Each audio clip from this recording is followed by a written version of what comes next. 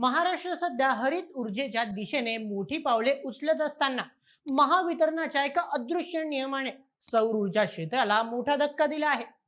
नवीन घरांमध्ये सौर पॅनल बसवायचे असतील किंवा जुन्या घराची क्षमता वाढवायची असेल तर आता तुमच्या गेल्या 12 महिन्यांच्या वीज वापराचा हिशोब तपासला जात आहे. पण हे नियमावलीत कुठे आहे? अचानक हे बदल का झाले? यामुळे सौर उद्योजक का धास्तावले आहेत? आणि नंदुरबार डिस्ट्रिक्ट रिन्युएबल एनर्जी असोसिएशनने निवासी उपजिल्हाधिकाऱ्यांना काय निवेदन दिले आहे, या सर्व प्रश्नांचा आढावा घेणारी ही सविस्तर बातमी जाणून घेऊया.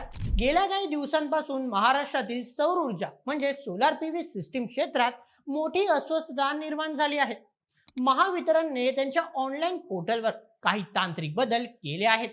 या बदलांनुसार जर एखाद्या ग्राहकाला आपल्या घरावर सौर यंत्रणा बसवायची असेल तर त्याला त्याच्या मागील 12 महिन्यांच्या सरासरी वीज वापरा इतकी क्षमता मंजूर केली जात आहे.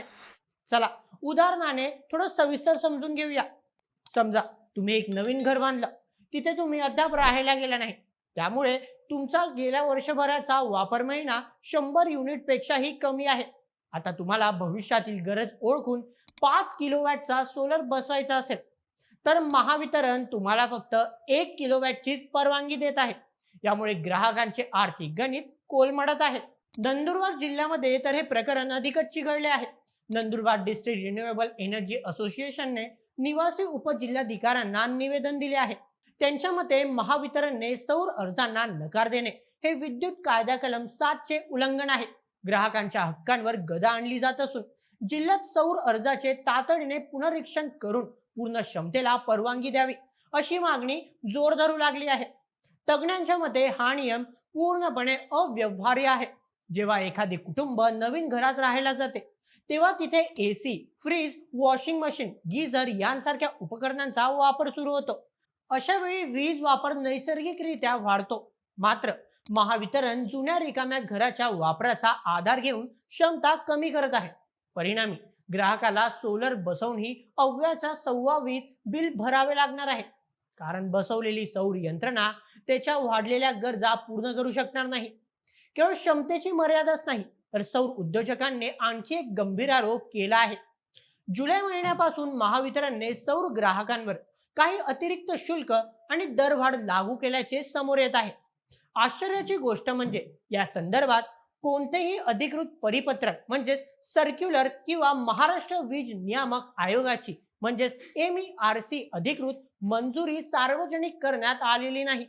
या पारदर्शकतेच्या अभावामुळे उद्योजक आणि ग्राहकांमध्ये संतापाचे वातावरण आहे. सौर प्रकल्प हे केवळ पर्यावरणासाठी नाही तर अनेक लघु आणि मध्यम उद्योजकांसाठी उपजीविकेचे साधन आहेत. सध्याची परिस्थिती अशी आहे की अनेक प्रकल्पांचे साहित्य ग्राहकांच्या दारात पोहोचले आहे. बँकेकडून कर्ज मंजूर झाले आहे. इन्स्टॉलेशनचे काम अर्ध्यावर आहे. अशा वेळी अचानक पोर्टलवर नियम बदलल्यामुळे हे प्रकल्प तांत्रिक दृष्ट्या रखडले आहेत. त्यामुळे सौर उद्योजकांवर प्रचंड आर्थिक ताण आला असून त्यांची गुंतवणूक धोक्यात आली आहे. राज्यातील सौर क्षेत्राला वाचवण्यासाठी आता थेट राज्याचे ऊर्जा मंत्री देवेंद्र फडणवीस यांनी हस्तक्षेप करावा अशी मागणी जोर धरू लागली आहे. चला जरा मुख्य मागण्या जाणून घेऊया. सर्वप्रथम नव्या नियमांचा पुनर्विचार. गेल्या 12 महिन्यांच्या वापराची अट शिथिल करावी. द्वितीय, संक्रमणकालीन सवलत. ज्यांचे प्रकल्प आधीच सुरू झाले आहेत त्यांना जुन्या नियमांनुसार परवानगी द्यावी. तृतीय, पारदर्शकता. जुलै पासूनच्या अतिरिक्त आकारणीची चौकशी व्हावी आणि सर्व नियम लेखी स्वरूपात प्रसिद्ध करावेत. चौथं, धोरणात्मक स्पष्टता. भविष्यात कोणतेही बदल करताना उद्योजकांना पूर्व सूचना देणे बंधनकारक करावे. महाराष्ट्र सरकार PM सूर्यघर सारख्या योजनांमधून सौर ऊर्जेला प्रोत्साहन देत असताना दुसरीकडे महावितरणच्या अशा जाचक अटींमुळे या मोहिमेला खीळ बसण्याची शक्यता आहे.